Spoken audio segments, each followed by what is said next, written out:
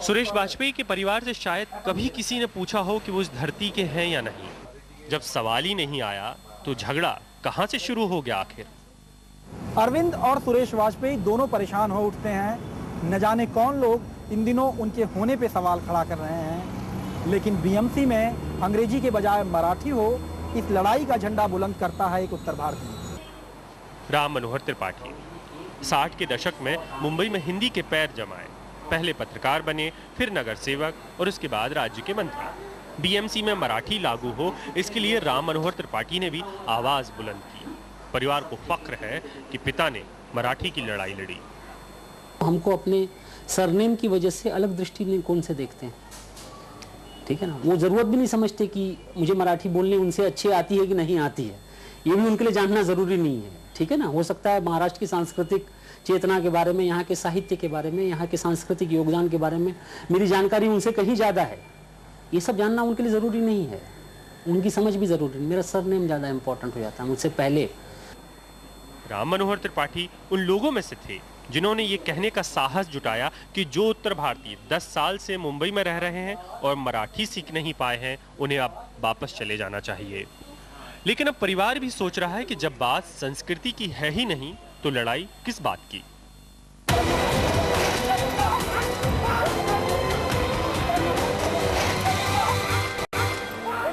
मेरे जैसे किसी भैया ने अपने नेताओं से अब तक ये सवाल क्यों नहीं पूछा कि कानपुर ने दम क्यों तोड़ा, मैं मुंबई के बजाय मुरादाबाद क्यों नहीं गया, पटना में मिलें क्यों नहीं बनी और मैं अपना सब कुछ छोड़कर मुंबई क्यों भागा। असल में यूपी और पटना में मेरे लिए शांति नहीं थी और इसीलिए मुंबई मेरे लिए अच्छी थी।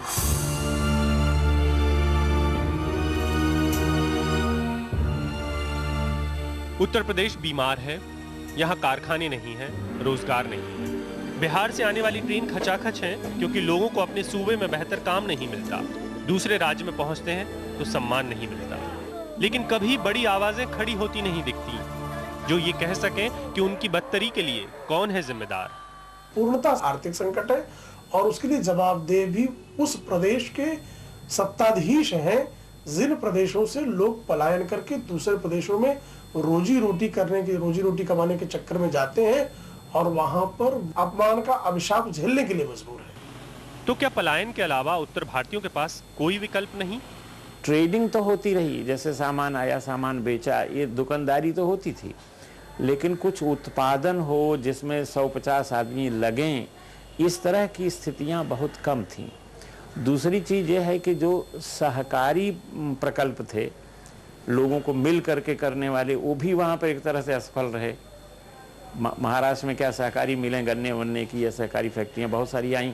ये अभियान ये तो पूरे देश का था, लेकिन हमारे यहाँ वो चल नहीं पाया।